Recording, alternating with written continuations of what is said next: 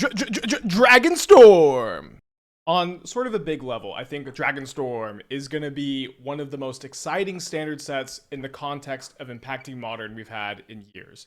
There's about 40 cards I want to talk about in this video. A lot of them are really cool, really interesting, either slot into existing strategies or work with existing good cards, or are incredibly hard to evaluate but potentially very powerful options. And of these cards, the one I think is going to be the most powerful, the most impactful is this one, Ugin, Eye of the Storm. Ugin is really crazy. Let's read it. It's a 7-mana colorless spell, which means it imprints to Ugin's Labyrinth, and it has not one, but two War of the Spark style abilities on it, in addition to its loyalty abilities.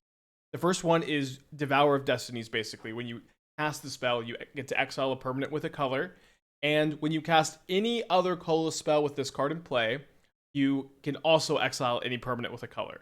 Kind of simply put, this is the best line of text on the card. When you cast a colorless spell, exile up to one permanent that's one or more colors. This triggers any amount of times over the course of a turn as you cast colorless spells. This is the best line of text. If Ugin didn't have this line of text, in my opinion, I think it would still be pretty modern playable. In addition to these monster War of the Spark style abilities, Ugin comes down with 7 loyalty, plus his 2 up to 9 to gain 3 life and draw a card. And can 0 to make mana. If you need spells to cast, you +2. If you don't need spells to cast, you make mana, you exile more permanents, and just wreck any kind of mid-range aggro control strategy. It has a very convoluted -11, which effectively says win the game. I think it says win the game more than any Planeswalker ultimate that I can think of. Search your library for any number of colorless non-land cards, exile them, then shuffle.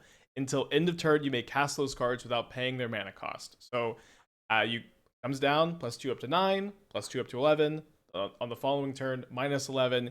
Cast any number of World Breakers and Soic Mycospawns and extra Ugins. You can even go play an Ugin, gain 3 life, draw a card. Another Ugin, gain 3 life, draw a card. You don't have to cast them all at once. You can play Nimmercool the Promised In. It just says, I win. Okay, so zooming out, talking about what Ugin's impact on the metagame is going to be.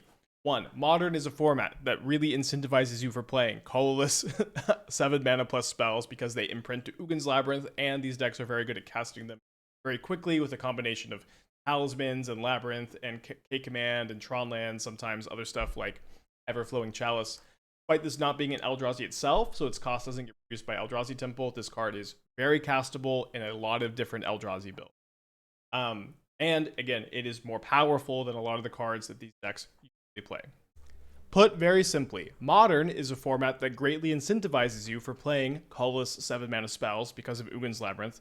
Not only do these imprint to Ugin's Labyrinth, giving you a land that taps for 2 mana, the combination of Labyrinth, Talismans, Tronlands, Kozilek's Command, Soic Mycospawn, Everflowing Chalice makes it pretty easy for you to get enough mana to cast these cards, even through copious amounts of disruption. Ugin does what these decks are already doing, but much better, much more powerful. And I think that overall, Ugin is going to see a lot of play because of the format it's being printed into. However, I don't think that the overall matchup dynamics are really going to change that much. These Eldrazi decks are still going to be incredibly good against most mid-range strategies. These Eldrazi decks are still going to be incredibly good against control.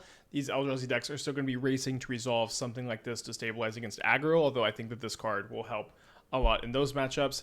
And Eldrazi, I think, will still be kind of bad against faster aggro, and Eldrazi will still be kind of bad against combo. And I'm not a big fan of cards like this that really polarize matchup dynamics.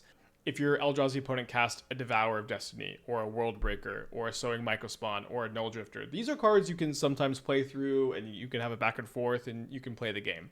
You're not playing through an Ugin. This card is just so difficult to deal with and to remove, and even if you counter it, you're getting 2 for 1. If you remove it from play, you're getting 3 for 1 a lot of the time, maybe 4 for 1. And again, it's just going to really polarize those matchup dynamics, and I think that means gameplay is likely going to suffer because of this card. You can't play through this card. You're going to have to either consign to memory it, although your consigned to memories are so unbelievably taxed as blue players right now, or you're going to have to be packing a lot of mana denial to stop Eldrazi players from casting this card, or you're going to have to reduce your opponent's life total to 0 before it comes down, or the turn after it comes down. So we'll see, but again, I'm just not a very big fan of what I expect this card to do to the format. moving on to a card that I really, really like, and I think gameplay will be really fun, and I'm excited to cast, is Corey Steelcutter. I've been calling this the Monastery Mentor equipment on stream, although this card is, I think, much, much better than Monastery Mentor is. It's a 2-mana equipment that gives equipped creature +1/+1, trample, and haste, and it has this ability, Flurry. Whenever you cast your second spell each turn, make a 1/1 white monk with prowess, and you can attach this equipment to it. So, if on turn 2 you're able to go Steel Cutter into Mox Opal or Mishra's Bauble, or Mox Amber or whatever, this is effectively going to be a 2/2 trample haste prowess that is also incredibly resilient to creature removal, because if your opponent kills it, then you just get to make another one next turn. And I think decks that play Corey Steelcutter are going to be very good at playing 2 spells every turn to make like Monastery Mentor, make a monk with prowess every turn. Now, unlike Monastery Mentor, you only get 1 every turn. It triggers on your second spell, but unlike Monastery Mentor, it does not die to creature removal. It costs 1 less mana. It's an artifact for Mox Opal. It's an artifact to return to Jolted Awake. This card might actually be so good that you want to tutor it with Stoneforge Mystic, which is something I have not been saying for a while, but this card is like kind of an interesting combination of both card advantage and pressure, which I think is very interesting. Maybe that's something that Stoneforge Mystic needs. I could see pairing it with Ocelot Pride and to a lesser extent Guide of Souls, because Ocelot Pride can copy these tokens, and when you're playing Ocelot Pride, your curve is lower, which allows you to trigger the Flurry more often. I could see me playing this in a Prowess deck, playing Lava Dart Manamorphose to trigger the Steel Cutter. I could see myself in one of the many artifact strategies we've been trying to enable Mox Opal, or even a blend of all of these cards. Like, this is going to be a pretty common trend through Tarkir cards, so keep an eye out, is that this is a good, powerful card that works with a lot of good existing powerful cards, and that's always what you want to be looking out for. I think this is my favorite card from the set, and I'm just so excited to cast it. Okay, hear me out. Kish the Skimmer is kind of a 2-mana Simic Ketramos. It's a 2-mana 2/2 flyer that says whenever a card leaves your graveyard during your turn, draw a card. This ability triggers only once each turn. So let's take a look at Ketramos, which has become a recent Modern staple, kind of the defining card of the Orzhov deck at the moment. They both draw a card when you exile a card from your own graveyard. However, Ketramos also can draw a card any amount of times over the course of a turn, for when a permanent gets exiled, also from your opponent's graveyard. But unlike Ketramos, this card does not lose you life when you draw cards. In my experience playing with and against Ketramos, this is the biggest problem with this card, is that you lose a lot of life while you're drawing a lot of cards. The fact that Skimmer does not have that downside is a really, really big deal. Also, this card is 2 mana and not legendary. I kind of can't stress how big the difference between a 2-mana card advantage engine and a 3-mana card advantage engine is it's just night and day. It's like such a big deal. And the fact that you can, if you're worried about only drawing 1 card a turn with Skimmer, consider that you can have multiple copies of the card in play for like pretty massive amounts of card advantage. In fact, if you want to get multiple copies in play, you can play it in a Green Sun shell, and Green Sun for it. And it also works with a lot of like existing powerful modern cards like Relic of Progenitus, Psychic Frog, Oval Chase Daredevil potentially. And I'm excited for this card. I think that it's quite good. There's also like a very interesting dynamic of Skimmer being a blue-green card instead of a white-black card. I know kind of simple, but just being 2 opposite colors like lets you build this deck as like a Sultai, Psychic Frog. Maybe you play Oculus, and then like the delving off Oculus triggers Skimmer 2. Maybe you're playing Unearth. Maybe you're more of a Green Sun Zenith shell. Maybe you're playing Birthing Ritual. There's just like a lot of options that open up when you enter blue-green instead of being in black-white. Counter magic specifically is something that I think is super important for the metagame right now, especially like wanting cards like Consigned to Memory for the Eldrazi matchup, being good against Storm. And when I've been playing the Ketramos decks, like the lack of counter magic has been feeling kind of bad. And so I'm excited to try a painless, cheaper, green sunnable Ketramos variant. Obviously, there's a limit to how close you can compare these cards, but I just do want to highlight how much less mana 2 is there in 3, how many options open up, and I have this card very highly, and I'm very excited to play it. In my 7 years building decks and evaluating cards for a living, I don't think I've ever had a harder time evaluating a card than Flamehold Grappler. Quite simply put, it is super unique and potentially very powerful and potentially a big flop. It is a Jeskai 3/3 first strike When this creature enters, you copy the next spell you cast this turn when you cast it. Now, notably, you don't have to cast Grappler to get this trigger. You can Ephemerate it, you can Helping Hand it back into play, you can Savine's Reclamation. You, unlike a lot of these kind of cards, you don't have to cast the Grappler to get this trigger. Additionally, Grappler does not only copy instants and sorceries, it can copy creatures, artifacts, enchantments, planeswalkers, although you wouldn't usually want to copy a planeswalker because of the whole legend rule situation. And I think that that's very powerful. Your ability to go Grappler, Leyline Binding, exile 2 permanents, Grappler, Ocelot Pride, and the Ocelot Pride is a token, and then those tokens get copied by tokens. Guide of Souls getting extra triggers. Just drawing an extra card with Mishra's Bauble if you need to cast this card turn 3. And I think a lot of times you will want to cast this card turn 3 so you can set up to either like block or let it die, then Helping Hand or Reclamation or Ephemerate to get like a more powerful spell copied. I think could be interesting. I think this card is teeming with potential. There's a lot going on here. I think it is possible that you could find a combo with this card, although it feels pretty unlikely because the only copy you only get to copy a spell when you cast the spell from your hand, so it's not like you get to go like infinite with anything on the stack. I've looked a little bit on trying to go infinite with this card. It seems not possible, but I'm not shutting the door on that yet. It's a little bit early, but I really, really like this card. This card is incredibly cool. And I have high hopes that we'll be able to do something really sweet with it. At the very least, I think a version of like Jeskai Energy could be a nice spot for this. I don't know. There's not only is it like good in this show, I think it's kind of nice with other cards like Corey Steelcutter and cards we're gonna get to later. There's like a lot of just very interesting deck building options here, and this is like just my favorite kind of card to get printed. A card that intrigues me and excites me, and I don't immediately know what's going on with it, and I don't feel like it's going to break anything. When I've been ordering the cards I want to talk about here, Ishiki Dragonclaw keeps climbing higher and higher and higher on like the order of cards I like. And I keep thinking to myself, she can't possibly be that good. I'm starting to think she just is that good. Ishiki is a 4-mana 4/4 Vigilance Trample Ward 1, a great line of text. I love Ward on my 4-drops in general. And it says, at the beginning of combat on your turn, if you've cast both a creature spell and a non-creature spell this turn, you draw a card and put 2 counters on the Dragonclaw. So I just keep envisioning turns where I have Arena of Glory, I cast Dragonclaw, I cast one of the 3 staple 0-mana artifacts that exist, and I just have Vigilance Trample, Ward 1, 6/6 that drew me a card and also has haste and is attacking my opponent. And it's potentially going to become an 8/8 next turn and draw me another card. And that's 14 damage over the course of 2 turns, which is super fast. And this is kind of what I was getting at too with cards like Grappler and cards like Skimmer and cards like Steelcutter. This is another like good new card that works with a lot of existing modern staples. Not only the 0-mana artifacts to give you both a creature spell and a non-creature spell, but this is a 4-power creature to enable Fanatic of Ronus.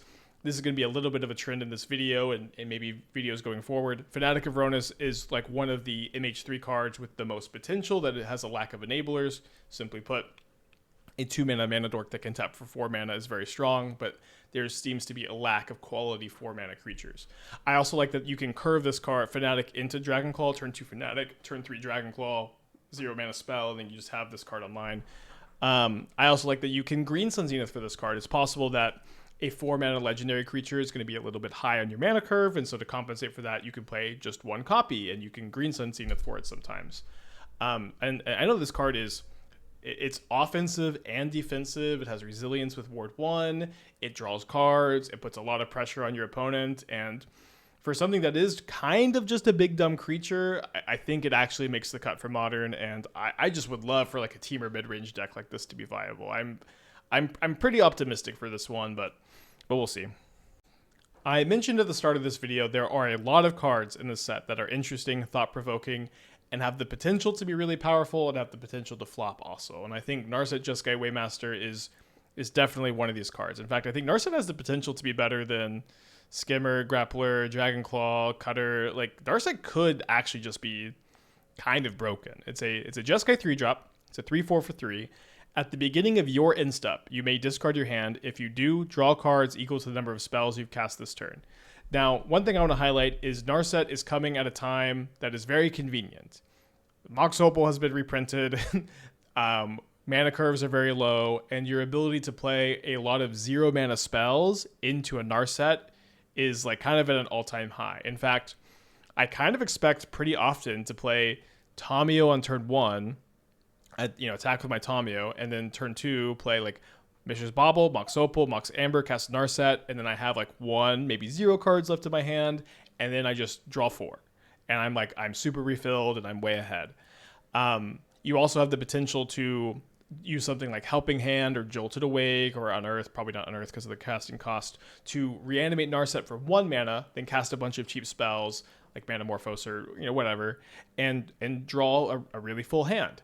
One card Narset really reminds me of is a 6 mana enchantment, Recycle. Recycle says, skip your draw step.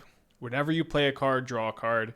Your maximum hand size is 2. Now, I think Recycle is a more powerful effect. Just the ability to play something, draw something, play something, draw something is stronger. But Narset is 3 mana instead of 6. It's also, doesn't make you skip your draw step. And similar to Recycle, you play a card, you draw a card, assuming you have these like really powerful turns. Now, I do think Narset can be pretty bad if you top deck it. I guess maybe not. If you just top deck it, you get to draw a card at the end of your turn, and then you get to fill back up over the course of a couple turns. Maybe Narset is kind of just always good. Maybe one issue with this card is it's hard to play it and hold up counter magic, which is important on your card advantage engines in Modern, but you also don't have to discard your hand. At the very least, the potential to draw a lot of cards is here, and when the potential is there, we need to look at it and try it out. The set Dragonstorm, and they did it. They printed a dragon with Storm, 6 mana 4/4 flyer. Other dragons get +1/+1. Storm. Very simple, very elegant, and I really, really like it.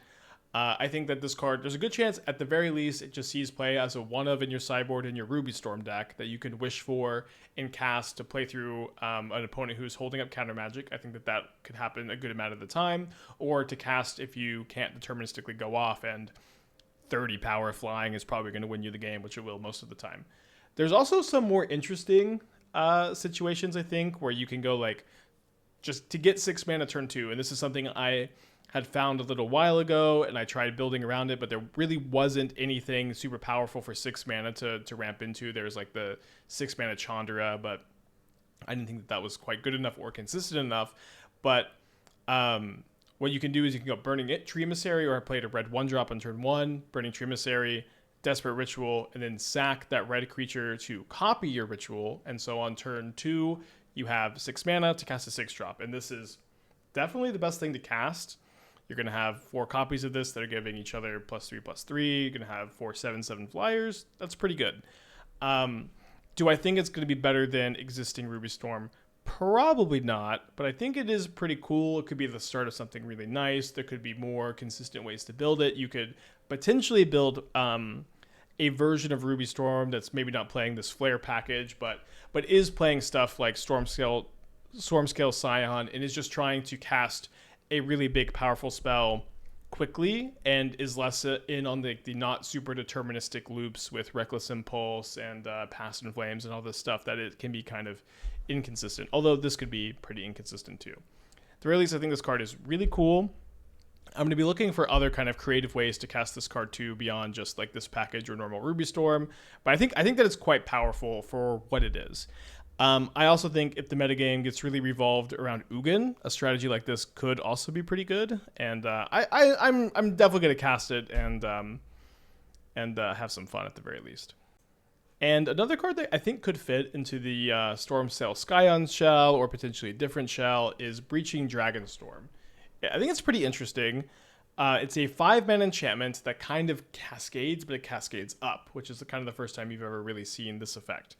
When it enters, you exile cards from the top of your library until you exile a non-land card, and then you can cast it without paying its mana cost if the spell's mana value is 8 or less. So it's like you're casting a 9 mana value spell that says Cascade, but instead of being 9 mana value, it's 5, but it basically has no other text. You can return it to your hand if another dragon enters, but I think in the context of constructed Modern, this probably won't come up all that often. You'll do it after you Stormscale Scion, but you're going to win the game next turn anyways, but there's something there. I I think most interestingly, and this could be in the context of standard, is like if there's an omniscience that only casts dragons from the set, and you can for 5 mana put this 8 mana spell into play and cast a bunch of dragons. This seems kind of unlikely, but let's talk about this on like a bigger picture. If you're casting a Stormscale Scion and you're getting an extra copy of Storm from this, or if you're casting like an Ugin, or if you're casting a Chandra, it's very powerful to cast a 6/7 mana value spell for 5 mana. Now, of course, because you're going to hit the next spell, you're not going to be able to do this very consistently, right? So, like, if you're going to pair it with Stormscale Scion and you cast this, you're going to hit a Flare of Duplication or a Ritual or Burning Tree Emissary really often. So it's probably not going to be the best in that kind of shell. But you could try to set it up to reduce the inconsistency of this card too. You could Brain Surge and put a powerful 7/8 mana spell like Ugin or Traxo or Archon of Cruelty on the top of your library and set up to just cast this and then cast that spell for free. Additionally, you could try to flicker Breaching Dragonstorm with stuff like Feldar Guardian or Felia or Ghostly Flicker and like churn through your deck and really pop off. And I don't think that strategy sounds super competitive to me, but it does sound pretty fun, and it's possible that you could build those kind of decks in a way that are somewhat competitive. So there's a lot of potential here. This is also the kind of card that like absolutely could pop off like down the line if something else gets printed. But it's very interesting to me, and the potential of the power is definitely there. However, I think the likely inconsistencies or like needed setup or lower card quality to pair with it is probably going to keep this out of the range of serious tournament play. So Rally the Monastery is kind of the most juiced up Raise the Alarm variant we've ever seen. It's 4 mana, but it costs 2 less if you cast another spell this turn. In Standard, you're not going to cast this on turn 2 very often. In Modern, you're going to cast this on turn 2 all the time. You can make 2 Monks with Prowess. Prowess tokens, very good at Modern. They're very powerful. You can pump 2 creatures by giving them +2/+2, which is not going to be a mode you're going to choose that often, but it's pretty nice. And this can also function as removal, killing a creature with power 4 or greater. A lot of cards as kills in the format: Flage, Murktide, Oculus, Primeval Titan, etc., etc., etc. So this card is both versatile and powerful, which are 2 important things to be in Modern, but it is also very restrictive. You're going to need to be playing a deck that has lots of cards like Mishra's Bauble, Manamorphose, Mox Opal. I do think you're going to be wanting to play this in a mostly aggressive strategy. I think the most obvious way you're going to do this is pair it in a Prowess shell. It makes Monks with Prowess. Played at a Prowess shell, not that complicated. I think it's also cool with Slickshot Show Off, where you can plot this on turn 2, then cast it for 0. Then you can Rally the Monastery and really put a lot of creature pressure on opponents.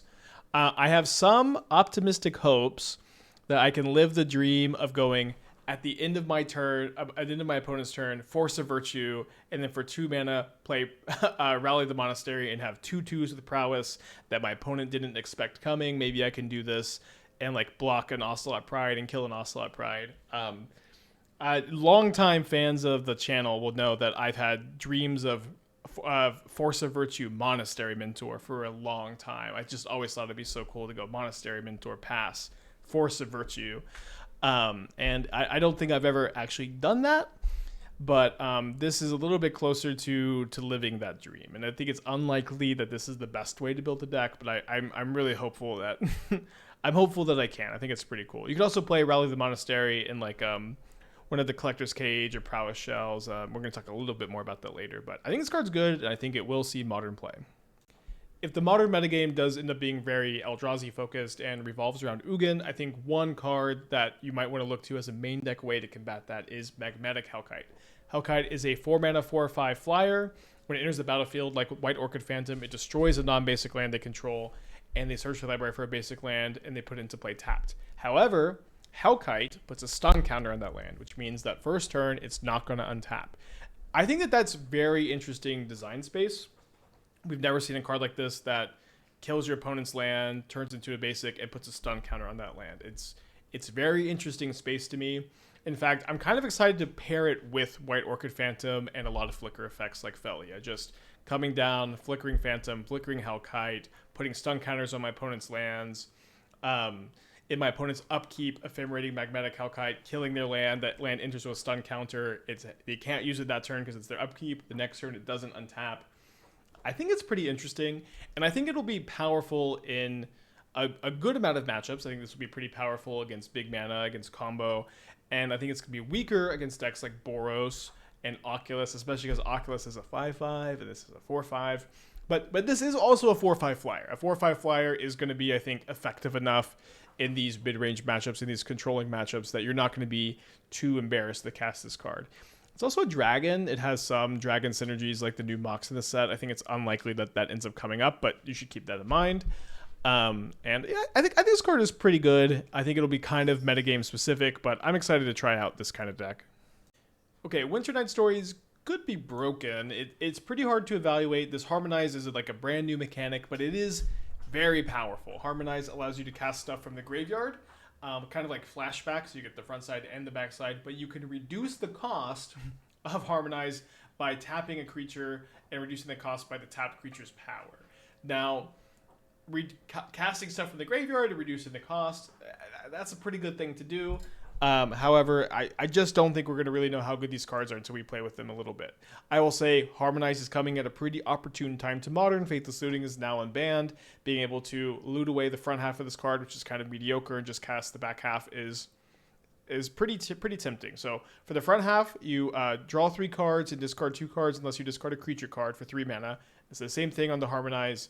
But it can potentially just cost a single blue mana to draw 3 and discard 2 unless you discard a creature, if you tap a creature with power 4 or greater. Now, you could also tap like an Arc-like Phoenix to make this cost 2, but I'm pretty interested in like replaying Dimulets for 0 mana or playing it from your hand for 0 mana and then flashing this back for a single blue to potentially discard an Arc-like Phoenix and put a Phoenix into play. And I'm also pretty interested in, if I'm a graveyard-focused deck that cares about having creatures with power 4 or greater, playing Fanatic of Ronus. You can not only tap Fanatic of Ronus for 4 green mana if you have a creature with power 4 or greater in play, but you can also loot it away for value, and you can like eternalize Fanatic, and then the same turn you eternalize it for 1 blue mana, Harmonize Winter Night Stories. This all seems pretty powerful, but as far as like what the bigger shell for this card looks like, I'm not really sure. I could see maybe wanting to play this in a Hollow One shell too, like the ability to cast a Hollow One, then cast this card from your graveyard and loot this card away for value. That also seems really good. I think this card is really strong and it's coming at a good time, and the power level could honestly be a little bit concerning. It's hard to evaluate, but it seems pretty dang good.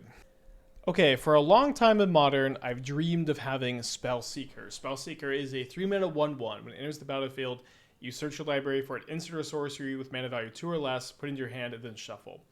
We still don't have that, but we have Dragonologist, a 3-mana 1/3. When it enters, instead of searching a library, you look at the top 6.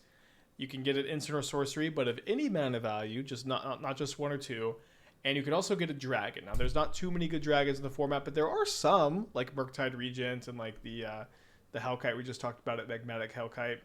And also gives untapped dragons hexproof, which means that you're going to be able to attack with your dragon for the first time while this is in play.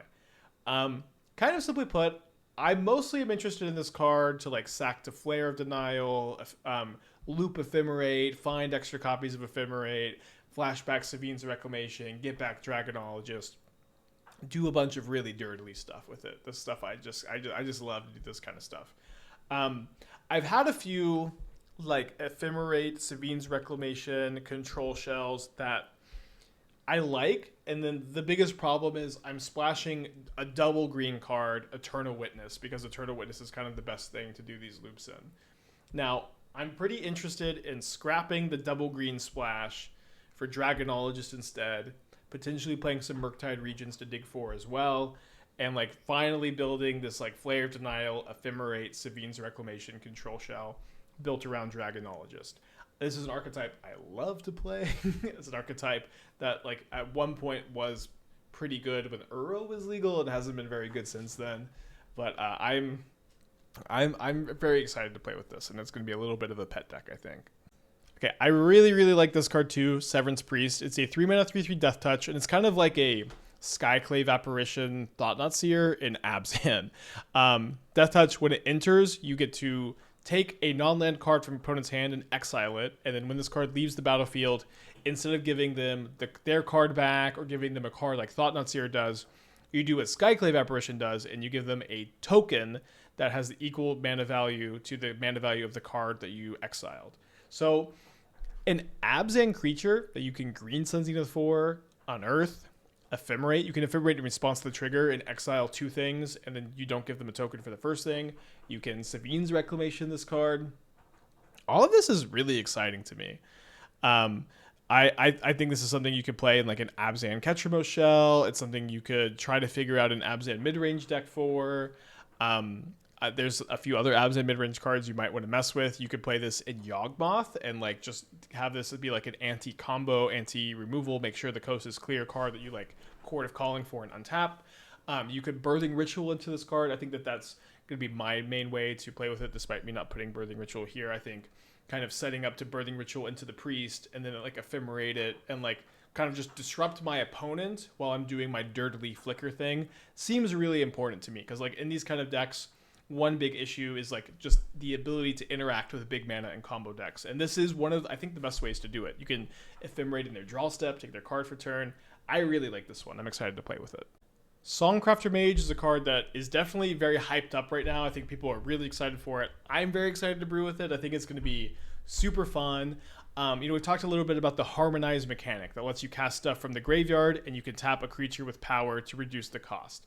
Songcrafter Mage is kind of like Snapcaster Mage. It allows you to give an instant or sorcery Harmonize instead of Flashback. Now, Harmonize is better than Flashback because you can reduce the cost. In fact, you can reduce it with Songcrafter Mage itself. So, in a way, Songcrafter Mage costs 0 mana if you set up for it well, where you're going to target an instant or sorcery, and then you're going to give it Harmonize, and you can tap it to reduce that cost by 3. So that upfront cost of 3 for Songcrafter Mage is reduced, or is like paid for whatever you're flashing back. So it's like a powerful and mana efficient 2-for-1. Now, unlike Snapcaster Mage, which rewards you for flashing back cards like Lightning Bolt, Counterspell, really cheap color intensive cards, Songcrafter Mage is going to incentivize you to cast bigger instants and sorceries, like Time Warp, being able to go on for 5 mana, 3/2 Time Warp. That is a pretty strong thing to do. Lore Unrevealed is not going to be the main thing you're casting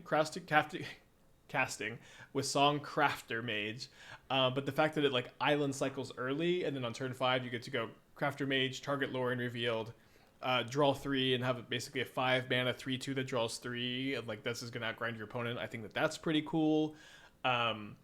It's possible you could have like a more creature focused deck where you go like Collected Company into a Songcrafter Mage, and then you tap the Songcrafter Mage and you play Collected Company again, or you do a similar thing with Court of Calling. You get this, you replay Court of Calling. And you could also do something like cast a Boom Bust early, and then in like the mid game you go Songcrafter Mage, Flashback Bust, destroy all lands. This is the kind of gameplay I'm looking for when I play this card. Now, I think Crafter Mage is pretty strong. The cards you pair with it are probably going to be pretty clunky. So to see where this lands as far as modern playability, I think is going to be pretty interesting, because I think this card is strong, but the quality of cards you're pairing with it is a bit lower, especially compared to other cards we talked about on this list. But I'm optimistic for it.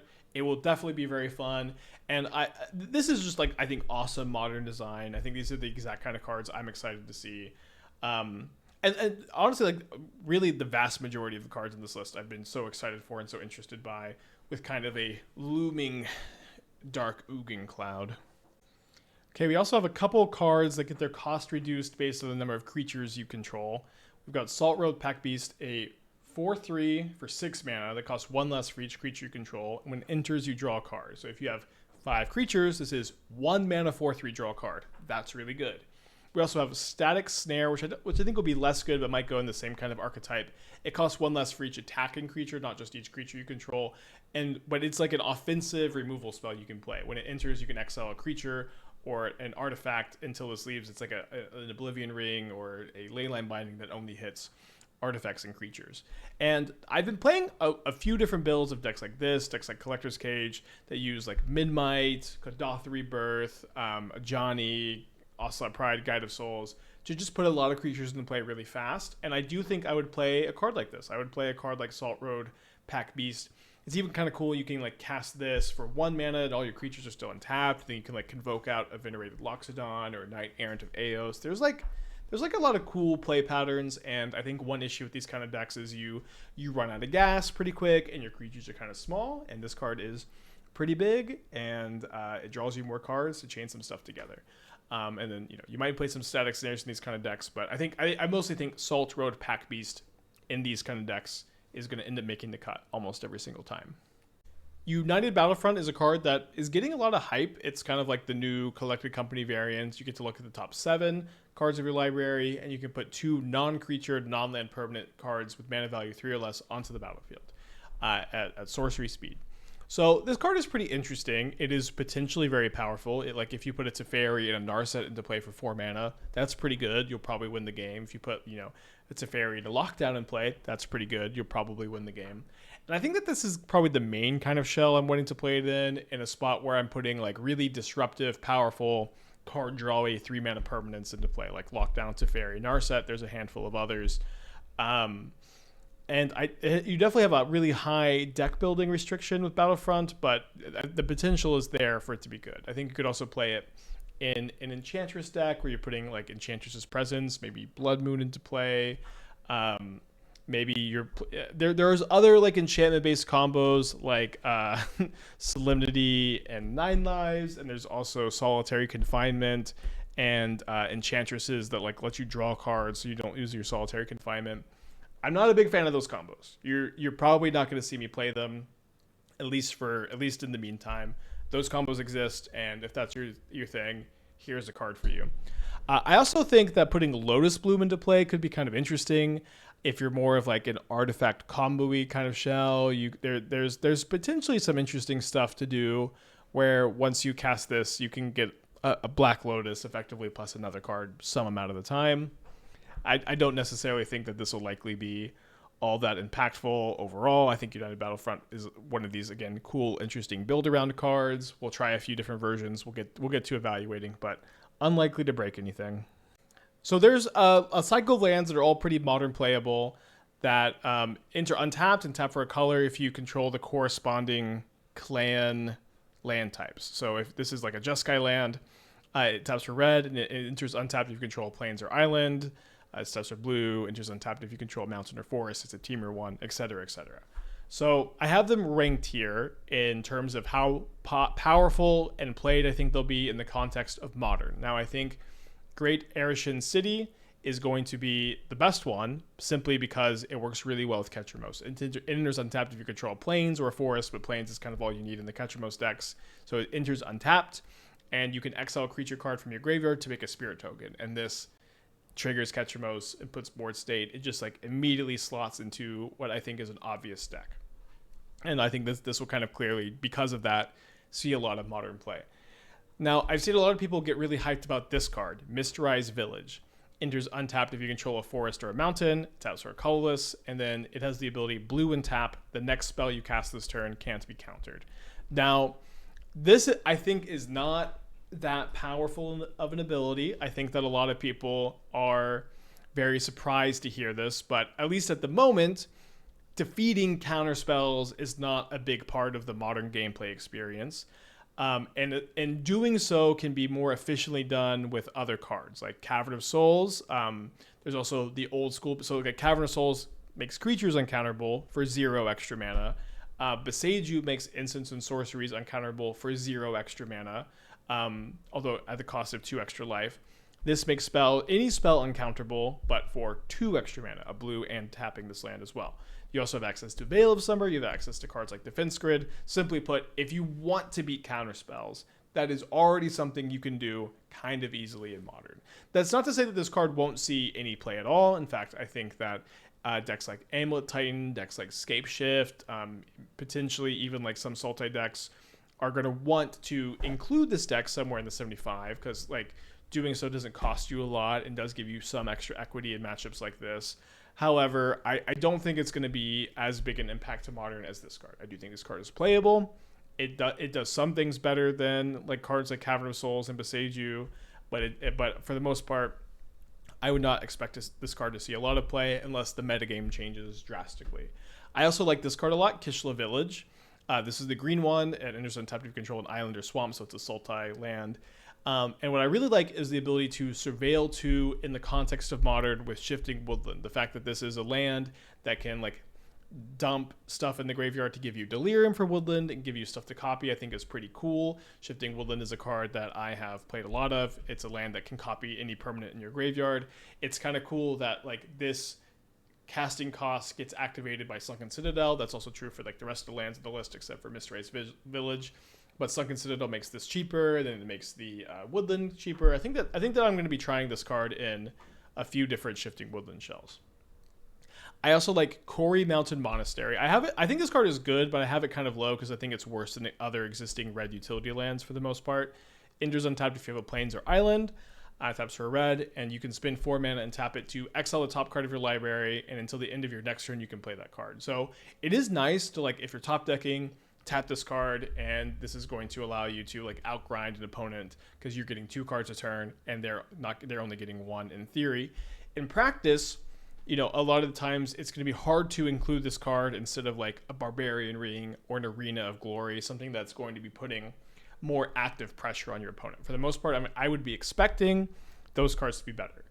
That's not to say that I won't try this card. That's not to say that I won't like to play this card in like more control-focused red builds, like Wizards or Wilderness Reclamation. This could be a great Wilderness Reclamation card, but I do just kind of expected to see a little less play than these. Again, I do think all of these cards are pretty good. And then the white one, sorry, cut off the cost here. It costs 3 mana and tap it to make 2 red warriors that are tapped and attacking. You sack them at the end of combat. Enters untapped if you control a swamp or a mountain. This card is kind of cool with Ocelot Pride because you get to copy those tokens with the Ocelot Pride. I think that's kind of nice. You get to trigger Guide of Souls with these. I think that's kind of nice. It's possible that like I have this ranking really wrong and Boros Energy just really, really likes this card. The fact that it's just like pretty dang good with Guide of Souls and Ocelot Pride might just be the case. However, I don't know that you actually want to play this over like more copies of Arena of Glory or even like Quarry Mountain Monastery. So we'll see. Again, all these cards are good. You should probably be trying them out for a little bit. They might play better than you expect. Simply put, lands that enter untapped and tap for a color and give you value have a lot of potential. Okay, I've got 2 cards I want to talk about together because I think they go in a similar archetype here. Dragonfire Blade and Spectral Denial. Dragonfire Blade is a 1 mana equipment. It gives equipped creature +2/+2 and hexproof from monocolored. And it costs 4 to equip, and it costs 1 less for each color the creature targets, including like if a creature is 4 or 5 colors, costs 0 mana to equip, which is pretty powerful on a 1 mana equipment. This card's kind of like a sword, like a Sword of Feast and Famine. It gives +2/+2 like all the swords, and gives protection, although hexproof instead of protection and just from monocolored. So you're still able to be targeted by like Ugin and K-Return, Devour of Destiny, Flage, a lot of multicolored and colorless stuff, but it also lets you avoid stuff like Galvanic Discharge, Static Prison, Lightning Bolt, etc., etc. So the most likeliest place you're going to play Dragonfire Blade is in the Domain Zoo deck, I think. And I don't even know if this is going to make the cut, but I think it's something that's worth trying. If you have a Leyline of the Guild Pacts in play, this in some ways kind of functions as secondary copies of Scion of Draco, right? Where you have this combo of Leyline Scion. If you have Scion in play, all of your creatures have hexproof and lifelink and vigilance and trample, etc. Lifelink, and it's hard to worry about removal. If you don't have a Scion, your Leyline doesn't do much, but you could play Dragonfire Blade, makes all of your creatures 5 colors, and then you can play your Dragonfire Blade and bada boom bada bing, your turn 2 Kavu hexproof for multicolored and is a 7/7, or your Wild Decadal is a 5/5, or your Ragavan is a 5/3 hexproof for monocolored. All of that seems pretty strong to me, and so I'm like kind of optimistic to try it, but I'm a little bit worried also of just kind of having more do-nothings in the deck, right? Like, you know, you might have Leyline and you might have Dragonfire Blade, but then maybe your opponent kills your creature in response to the equip, and you don't have any more creatures because you have all of these non-creature do-nothing. So I'm a little worried about that. At the very least, I think that it's kind of unlikely that Dragonfire Blade makes the cut as a 4 of in this archetype. I think you're wanting to start off with like 1, 2, 3, probably starting with 2 for me and going from there and seeing how it plays. Now, the card I actually think might be the bigger impact to Domain Zoo. I see a lot of buzz about Dragonfire Blade and not a lot of buzz about Spectral Denial. But I think this card's quite good. So you get to counter target spell unless its controller pays X for the cost of blue X. We've seen this card a lot, like a Syncopate type effect. However, this card costs 1 less for each creature you control with power 4 or greater. So if you have 1 creature power 4 or greater, this counters. It's a mana tithe. If you have 2, it's a spell pierce for any spell. If you have 3, it's a 1 mana leak for any spell with the ability to spend more mana to counter stuff. And I don't know. I'm kind of excited about this. For me, it's been a little bit of an issue for Domain Zoo that you are really in on Stubborn Denial, which is good against a lot of stuff, but like your inability to counter stuff like Ral from Storm, inability to counter Primeval Titan, all of the creatures in Titan has been kind of an issue. And so the fact that this is a bit more versatile and kind of scales better into the late game and is never really super dead is something I'm kind of excited about.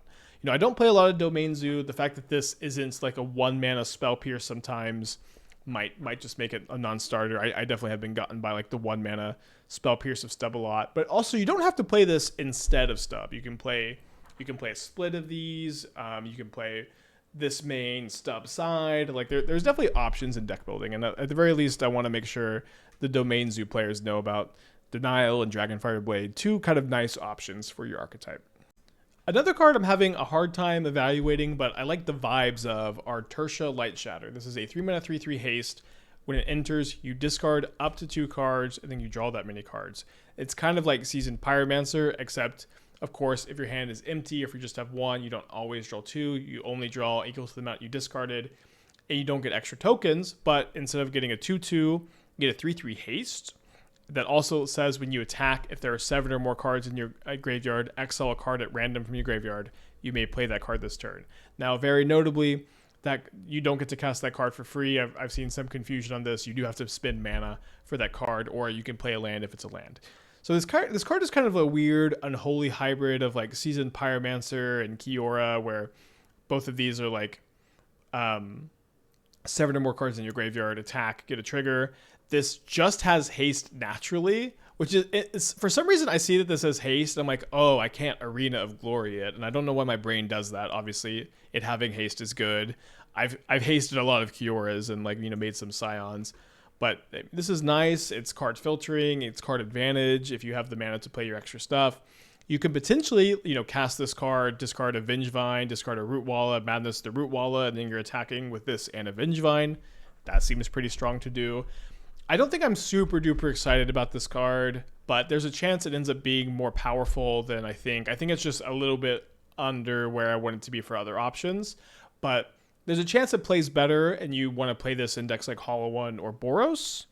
So keep an eye on it. It is also a wizard for stuff like Flame of Anor. It's a legend for Mox Amber. Pretty interesting card overall. Definitely, I think, could surprise us, especially now that the card Lightning Bolt just doesn't see that much play.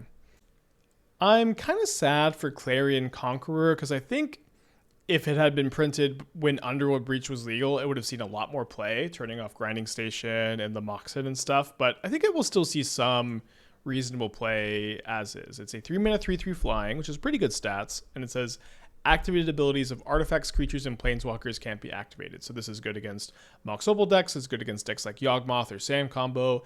It's also nice against Eldrazi. It stops the Talismans and it stops Karn the Great Creator. And it kind of simply, it stops a lot of stuff.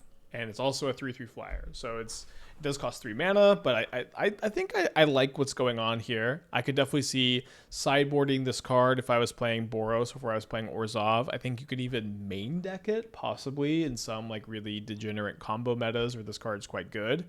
I could see wanting to Birthing Ritual into this card. I like it. I think it's a pretty solid option, and it would have been way better to stop the Grinding Station Mox Opal decks. I have a question. Is a 4 mana creature that flies and has haste and attacks for 8 the turn it comes down good enough in Modern? I'm genuinely asking because I think it's kind of borderline and I really don't know. Narrative Heart of the Storm is a 4 mana 4/5 flyer that if a creature entered this turn and it would deal damage, it deals twice that much damage instead. So if you Arena of Glory this, you're attacking for 8 and you're dealing 8 damage on turn 4. That is a lot of damage. It could be a good top end of curve of an aggro deck. I could see playing this in like Domain Rhinos with Arena of Glory. I could see maybe wanting one or two in like Mardu Energy. I could also just be wrong in that there are better options, especially with Flage existing. I could see just like basically never playing this over the fourth Flage, but I could also see actually liking this card. I am having a very hard time evaluating it. I don't think this card is very playable outside of Arena of Glory deck, so I wouldn't worry about that too much, but I don't know. It's kind of intriguing. I think maybe if you are like an expert of stuff like Rhinos or Mardu Energy, you might have a better idea of if this is a card you want access to. But at the very least, here it is. Good luck. I probably will not be casting it anytime soon. So Nature's Rhythm's playability is going to completely hinge on how good Harmonize as a mechanic ends up being. For the front half, you have a Finale of Devastation, green X, put a creature with mana value X into play. Historically, these kind of cards are good with Asma, Random, My Dice, and a Cool Dakar. The ability for 2 mana to put a powerful 0-drop into play lets you cheat on this cost a little bit and allows this card to be kind of good early and additionally scaling well into the late game. This card specifically scales very well into the late game because you cast it for 2 mana, get an Asmo into play. Then later down the line, you could potentially tap like a Feasting Troll King that you put into play, attack with your Troll King because it has Vigilance, then you get to tap it, spend 4 mana, and put another Feasting Troll King into play. I think that that's potentially solid. I think there's possibly more powerful things you could do with Nature's Rhythm beyond this, and I think it's kind of going to be hard to tout, right? Because, again, Harmonize is a very powerful mechanic. Very steep casting cost here. Green X. This cost is reduced by tapping creatures. I don't know. I'm having a very hard time evaluating this card. I don't expect it to be very good, if I'm going to be honest. I think, for the most part, if I'm wanting to like be cheating big creatures into play, there are better ways to do that. Many better ways to do it. If I'm wanting to tutor creatures into play, I'm going to want to try to build my deck around Green Sun Zenith. Besides this card, it is nice this card doesn't gets any creatures besides green creatures, but for the most part, the extra casting cost up front, I think, is going to make me want to be a Green Sun gamer instead. That being said, Harmonize potential, this could be a sleeper, could rise in the rankings, but it's just too early to tell for me. Now that I'm thinking about it, you could maybe play this in Amulet Titan. You get to go 8 mana, put a Titan to play, get 2 more lands, and then you get to tap that Titan to get another Titan. Oh my gosh. Temur Battlecrier is a weird card, but I think it's got enough going on for it that it's worth talking about it. It's a 3 mana 4/3 that says during your turn, spells you cast cost 1 less for each creature you control with power 4 or greater. So I like that this card curves well with Fanatic of Ronus, a card that I'm pretty interested in breaking. It's a card that I think is pretty powerful but doesn't have a lot of enablers for it. Where it both curves well into Fanatic, where you can go turn 2 Fanatic, turn 3 Battlecrier, tap Fanatic for 4. It does that and also rewards you for playing a lot of creatures with power 4 or greater, like Fanatic does. I think it's also kind of cool if you go Fanatic into Temur Battlecrier, you basically have 5 mana, right? Instead of 4 mana, because it cost reduce here, which would allow you to Green Sun Zenith X equals 4 instead of X equals 5, which would allow you to get I can't remember the name of this card, the Dragon Claw, put that into play on turn 3. That could be an interesting, like a Temur Fanatic Stompy deck. You could potentially go off with this card too. You could potentially use this synergy to cast a Titania on turn 3, and then your Titania gets you an elemental token, and then you untap with this, and then all of your spells cost like 3 or 4 less, and then maybe you cast Nature's Rhythm, and your Nature's Rhythm costs 4 less, and then you harmonize your Nature's Rhythm, and you get more stuff, and potentially you could combo off with this. It's not too hard to combo off with just Titania in general. Now, I don't think that this is likely going to be a super competitive Modern strategy Fanatic Temur Crier Stompy, but it sounds really sweet.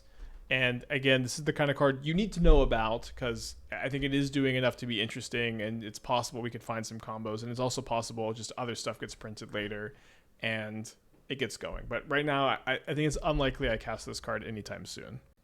Okay, pretty simple. Skirmish Rhino is a 3 mana 3/4 trample. When it enters, each opponent loses 2 and you gain 2. So it's basically Siege Rhino with 1 ticked off everything. 1 off the casting cost, that's great. but also one off the power, one off the toughness, and one off the drain effect. I'm having an issue with this card where I see Skirmish Rhino and my brain is full of serotonin. I see Skirmish Rhino and I love it. I so badly want Modern to be about casting this card. I so badly want to go Felia, Flicker my Rhino. I want to collect a company into this card. I want to Emperor of Bones this card in an Abzan aggro deck. I am just like filled with joy at the prospect of games of Modern being about cards like this. However, Yathran Roadwatcher is a pretty cool card. Abzan, same cast cost as Siege Rhino, Abzan 1.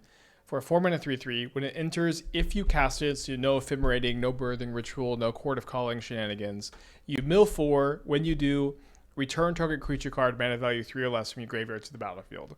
It's kind of like a 4-mana Goblin Dark Dwellers for creatures, but it has a really big upside of milling 4 first, so you don't really have to do much work in getting creatures in the graveyard to play this.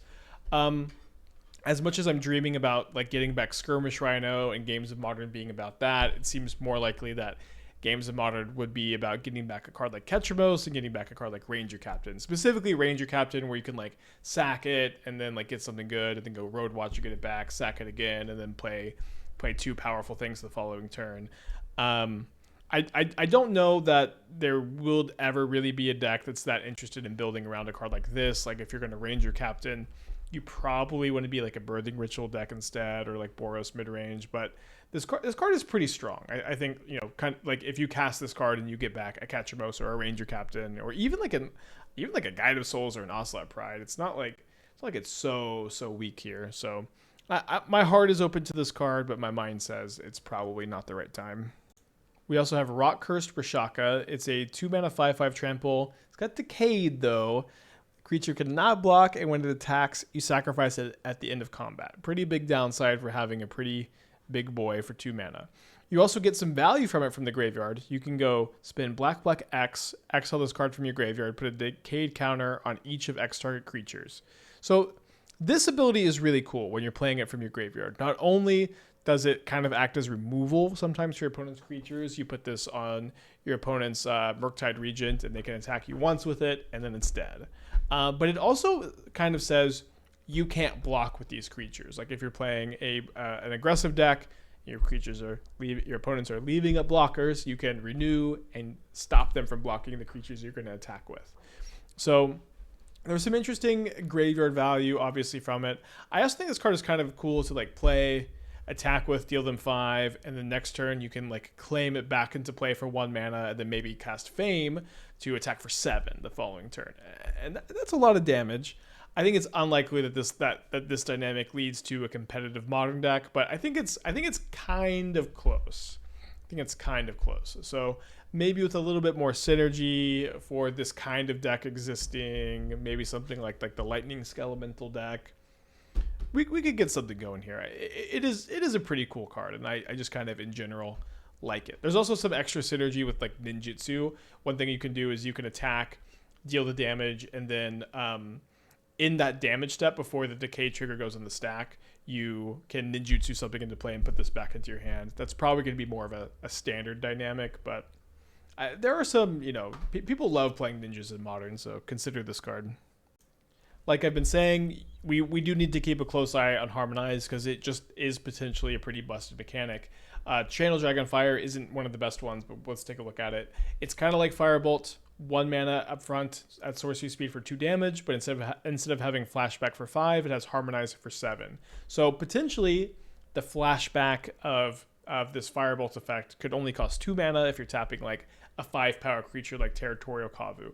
And this could be pretty good. You could tap like a Flage to it too, especially if you're discarding this and Flage your value and you don't have Arena of Glory to get Flage haste. It's like a solid option.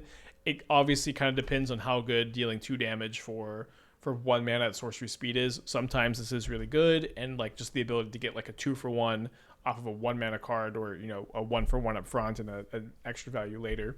Potentially pretty nice, but I would not expect this card to see that much play. Okay, a Royal Procession is 2 mana regrowth at instant speed in Simic. I'm having a hard time with this because I know regrowth isn't very good in modern. I've played it sometimes. It is actually legal. Some of you might not know it's legal. Just actual regrowth, return target card for green and colorless. Legal in modern, done very, very little, little to nothing. A Royal Procession being an instant speed version of an existing sorcery card is something to look at.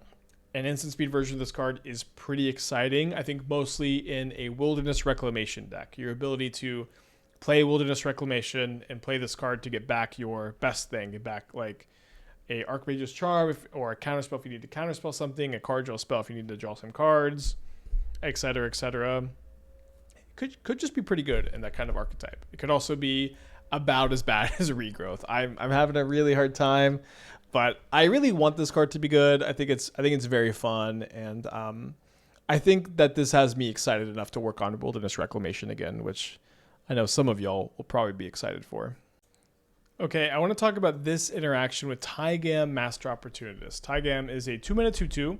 Whenever you cast your second spell each turn, you copy it, and then you exile the spell you cast with 4 time counters.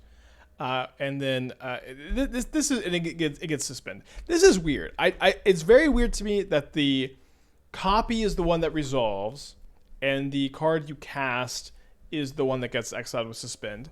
Intuitively, to me, I feel like it would be the opposite. However, because it's not the opposite, it has some interesting synergy with the Overlord, specifically the only really playable modern one, Overlord of the Baelmerk.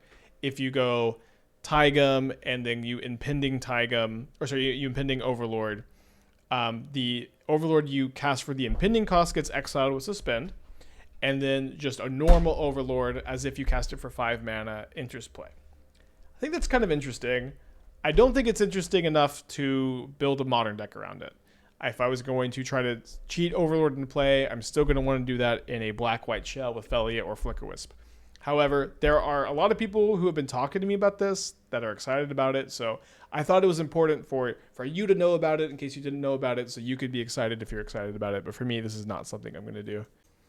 Okay, we also have Laced Prowler. It's a weird card, another one that's hard to evaluate because it's got value up front and then value from the graveyard. It's a 4-mana 5/5. When it enters, you may mill equal to the number of lands you control, and ideally fill up your graveyard full of valuable stuff to flash back. Stuff like other copies of itself, Fanatic of Ronus, Faithless Looting, Flage, stuff like this. You can also renew this card from your graveyard, so you exile it, spend 2 mana, and you put X counters on a creature where X is the number of lands you control. And you can only do this as a sorcery. So I think this has just enough going for it where it's got a lot of graveyard synergy. It's a graveyard enabler. It's a graveyard payoff. It turns on Fanatic of Ronus. You can loot it away for value if you're playing Faithless Looting. There's a lot of cards like this though, especially for the new set. And I don't think it's particularly better than any of them, but I do think it's worth trying out. And I'm going to keep it in my mind and keep it in my heart, and hopefully it makes the cut. Shocking Sharpshooter is a nice card to know about. It's a 2-mana 1/3 Impact Trimmer effect. Impact Trimmer is whenever another creature you control enters the battlefield, deals 1 damage to target opponent. This goes infinite in a few ways in Modern. The way I would most likely play this is with Primal Prayers plus Greenbelt Rampager. However, it's just kind of important for you to know this card exists. If you have a convoluted combo loop, like with Mia Retrievers or something, this can win you the game. Occasionally, it'll be the right card to choose. Molten Gatekeeper is probably better, but you know about it now. Okay, I'm pretty sad about Sirach. It's a 4/3 for 3. Can't be countered. That's nice. Trample. That's pretty nice. Whenever this or a spell you control that's on the stack becomes the target of a spell or ability, you get to draw a card. So if you play this, they can't counter it. If they kill it, you get to draw a card. That's a 2-for-1. It's a nice 3-mana card that enables Fanatic. You can Green Sun Zenith for this.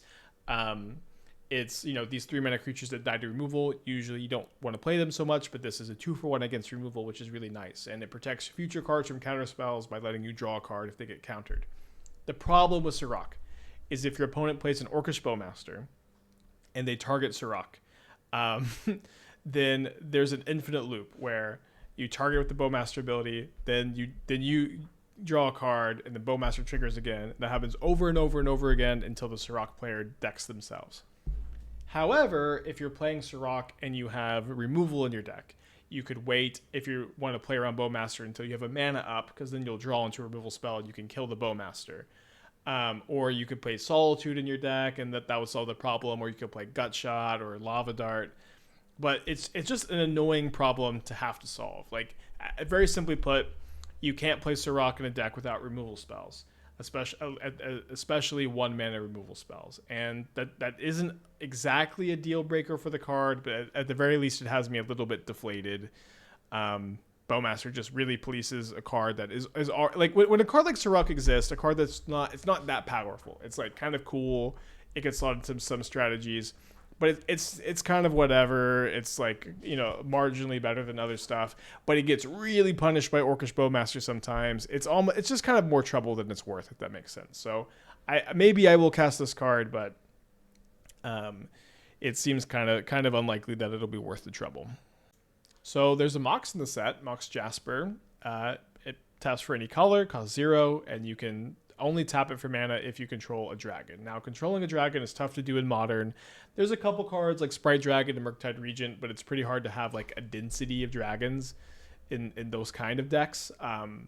So I think if this card will see any play, it'll be in this kind of combo deck with Magna, Brazen Outlaw, and Clock of Omens, and all the changelings. And this deck is kind of weird, and I don't want to bore you too much, but it just plays a lot of the bad, cheap 1-mana changelings, and then it uses those to be dwarfs to like tap to Magda, and then you get Clock of Omens, and then you combo off with Magda, and you get to put Scourge of Valakis into play, and then you get to put other changelings into play, which trigger the Scourge. And it's a lot of fun. And I could see playing Mox Jasper and Mox Opal in this kind of deck, and I think that could be pretty nice. This is an old version. I would not start building off of this right here, but I think it is kind of worth trying, especially because you get Mox Jasper and Mox Opal, and like you can play Universal Automaton, which is a 1-mana artifact for Opal and a 1-mana dragon for Jasper. But I have a hard time imagining that this will be a good tournament deck, but I will be giving it a go. Okay, one more Harmonized card. It's a 2-mana sorcery. You can draw a card, and then you may discard a card. You don't have to, which is pretty nice. But if you do, it deals 3 damage to target creature if you discard a non-land card this way.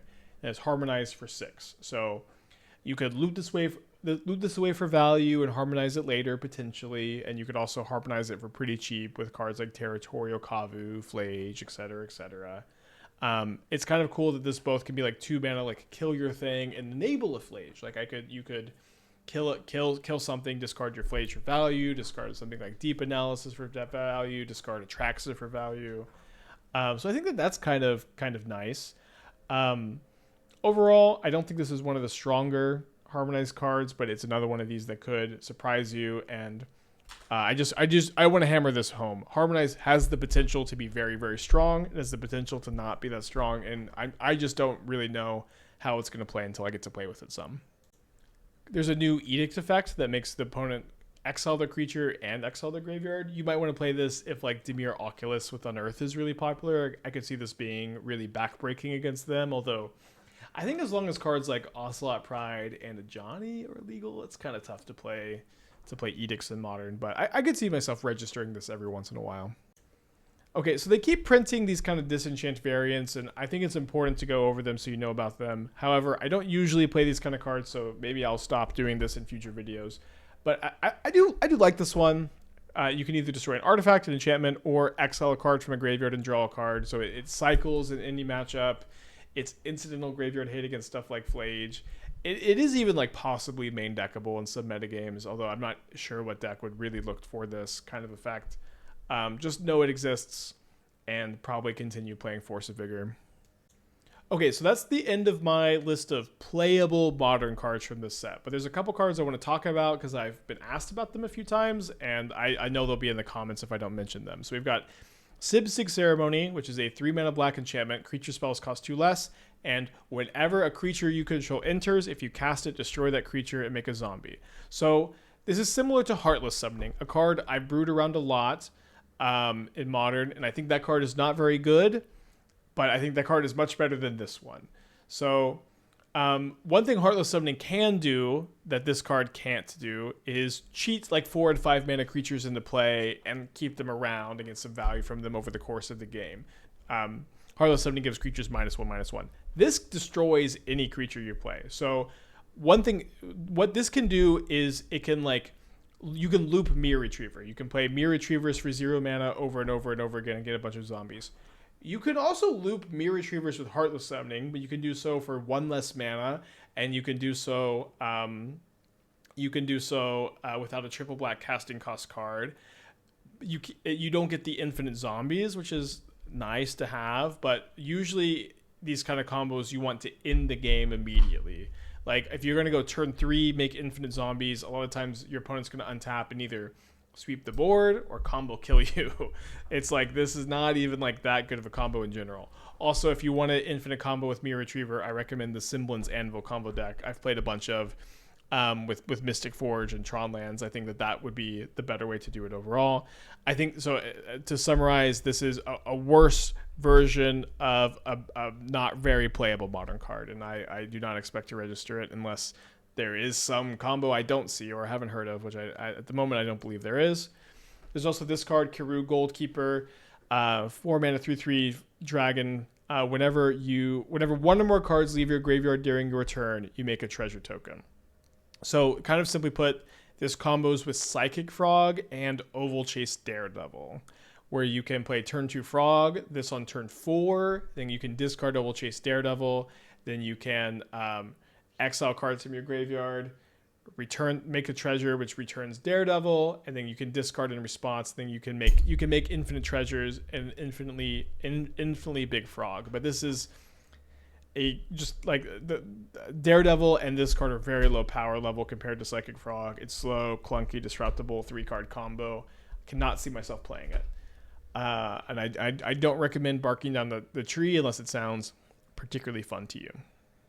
And that's Tarkir Dragonstorm. I think more so than any other set in recent memory, I'm just excited to play it. Like, I think with the exception of Ugin being kind of a what the hell card, these cards are just like, they look really nice. They look exciting. The deck building looks really, really, really juicy. And there's a lot of them. There's just so much to get to. And not only is there a lot of them, there are a lot of cards that are very hard to evaluate on face level. There's new mechanics that we've never played with. There's types of cards that are like more powerful versions of anything we've seen, but cards that are usually bad versions of effects we've seen. It's really interesting, like stuff like Magnetic Hellkite, putting stun counters on lands. I'm just really excited to play. And so like these are the cards I'm thinking about and how I'm thinking about them. And I hope you're excited to play too. I'll see you there over at twitch.tv/aspiringspike. Until then, bye. Dragonstorm! Dragonstorm! Dragonstorm!